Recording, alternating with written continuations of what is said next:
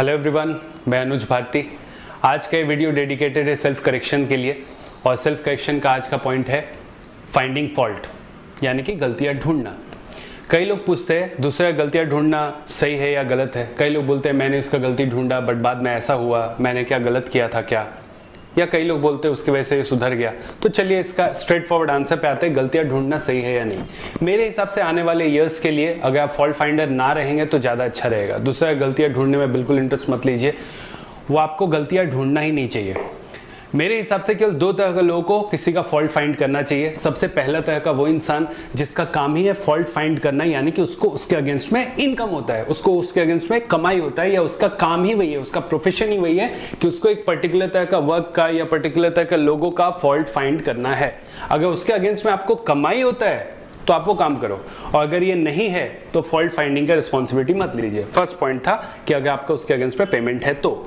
Second, आपको तभी fault find करना चाहिए जब आप इसके लिए तैयार हैं कि उसका गलतियां ढूंढने के बाद अगर वो बंदा नाराज हो जाता है या उसको बुरा लग जाता है या आप उसको सुधारने के लिए इतना गलती आपने बताया कि वो आपसे दूर चला गया, तो आप उसके लिए तैयार रहें। तो मैंने पॉइंट 1 बोला, अगर आपका उससे कमाई होता है तो। दूसरा, अगर आप रिश्ता खोने के लिए भी तैयार है, इस हद तक तैयार है कि मैं रिश्ता खो दूंगा चलता है बट मैं तो उसका गलतियां सुधार के रहूं, अगर ये 2 पॉइंट है तभी आप फॉल्ट फाइंड कीजिएगा, अदरवाइज ना करेंगे तो ज्यादा अच्छा रहेगा। चलिए इसका एक्सप्लेनेशन में हम लोग जाते हैं। नॉर्मल लाइफ में लोग किन तरह के लोगों की गलतियां ढूंढते हैं।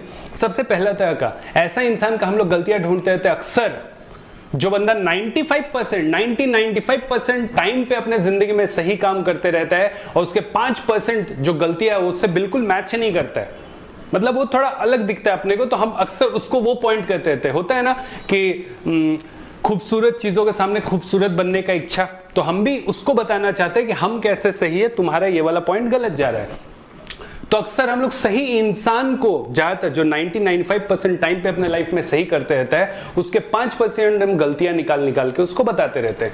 इससे होगा ये कि वो इंसान आपका अगर समझदार है तो वाजिब सी बात है वो आपसे उन चीजों को सीख लेगा, बट कहीं ना कहीं आपका उससे साथ डिटैचमेंट होने का चांस बना रहेगा। उसका रीजन ये है क्योंकि आपका फीलिंग ये नहीं है कि वो इंसान आपसे दूर जाएगा। अगर 95-90% टाइम पे सही रहता है तो वो आपसे दूर जाना पसंद नहीं करेगा, बट आपका फीलिंग उस इंसान के लिए बदल जाएगा। आपको उसमें गलतियां दिखने लगेंगे, आपको उसको 90-95% करेक्शन आपको नजर नहीं आएगा, वो क्या क्या सही करता है वो कम दिखेगा, उसके एरर्स ज्यादा दिखेंगे। ये भी हो सकता है कि आप उसके जैसे वो करेक्शन करे तो आप उसका दूसरा फॉल्ट फाइंड करने में इंटरेस्ट लेना स्टार्ट कर दे, जाने अनजाने ये सब होगा, और वो आप एक अच्छे इंसान के साथ अपना टर्म्स धीरे धीरे बिगाड़ सकते हैं। ध्यान रखिएगा, ज्यादातर केसेस में उस इंसान का फीलिंग चेंज नहीं होगा, आपका फीलिंग उसके प्रति अजीब हो जाएगा, क्योंकि वो आपके लाइफ की तुलना में वो इंसान ज्यादा सही था, तो एरर अपने तरफ से होने का चांस ज्यादा रहेगा।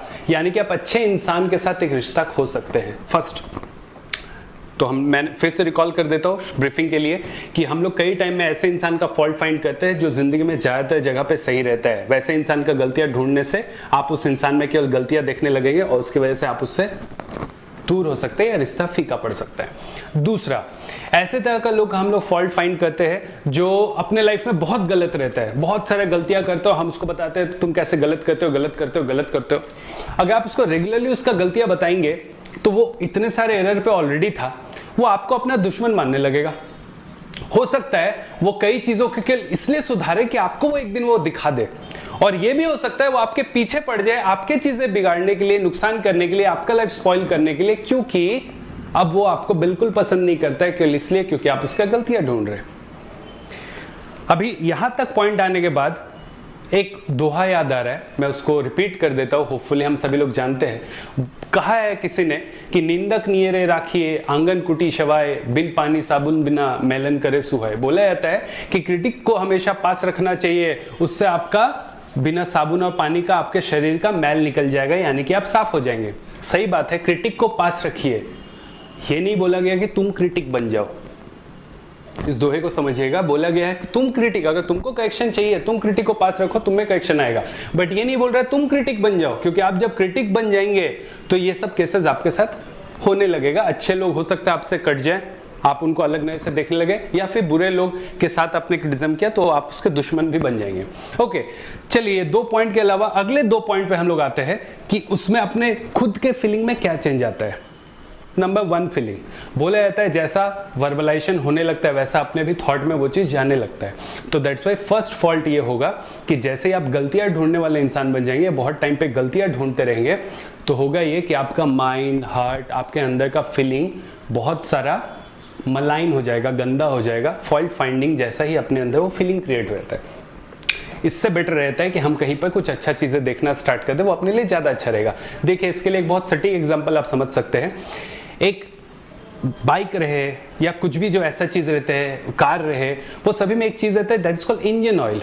हाँ, इंजन ऑयल का काम क्या रहता है कि भाई जब मशीन चलेंगे तो उसका जो भी एक्स्ट्रा का रफेज निकलते रहेगा, ऑयल उसको क्लीन करते रहता है, ठीक है, अपने में डिसॉल्व करते रहता है। बट आपने देखा ऑयल इंजन को क्लीन करने के चक्कर में एक दिन इतना गंदा खुद हो जाता है कि वो बाइक वाला उस इंजन ऑयल को निकाल के फेंक देता है और दूसरा इंजन ऑयल डाल देता है। आपको क्या समझ में आया इससे?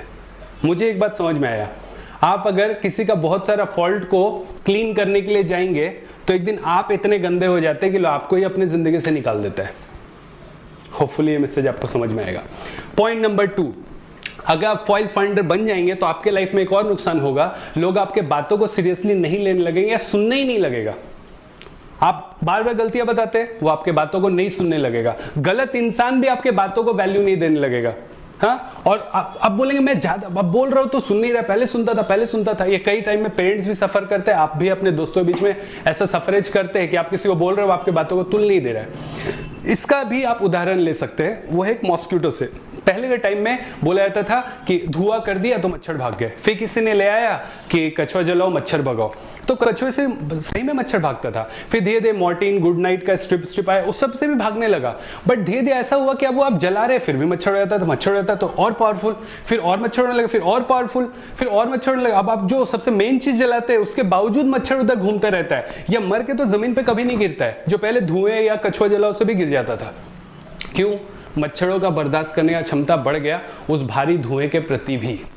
उसी तरीके से आपके क्रिटिसिज्म जो एक धुएं के तौर पे काम करता है, वो मच्छरों को उसको बर्दाश्त करने का आदत हो जाता है, उनके ऊपर ज्यादा असर नहीं पड़ता है, और आपको बार बार ज्यादा चिल्लाना पड़ेगा, ज्यादा गलतियां बताने पड़ेंगे, इससे आप और विलनिश नजर आएंगे।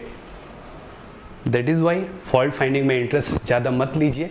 सेल्फ करेक्शन के लिए आपको जो करना है कीजिए। जिंदगी में जो इंसान आपके हल्के तरह के बताने से अगर उन कंडीशन को करेक्शन करना है तो कर ले, बट आप झूठ मूठ का रिलेशन खराब मत कीजिए, कि उस दुनिया में आने वाले सदी में और हमेशा से रिश्तों का अहमियत बना रहा है। जो इंसान लाइफ में जितना ज़्यादा रिलेशन अच्छा रख पाता है वो इंसान का प्रोग्रेस और सक्सेस रेट ज़्यादा होता है। अगर आपको यही सभी पॉइंट के रिलेशन कैसे अच्छे रखे जाते हैं के बारे में अगर ज़्यादा जानना है तो कई बुक दुनिया में है जो बहुत अच्छे रिलेशन रखने के लिए सजेस्ट किए जाते हैं। कोई अच्छा लाइब्रेरी ज्वाइन करके भी आप वो सभी इन्फॉर्मेशन अपने तक ले सकते हैं। तब तक के लिए इतना ही बोलूँगा कि सीखिए सिखाइए, बनिए बनाइए, जीतिए जिताइए। Good day.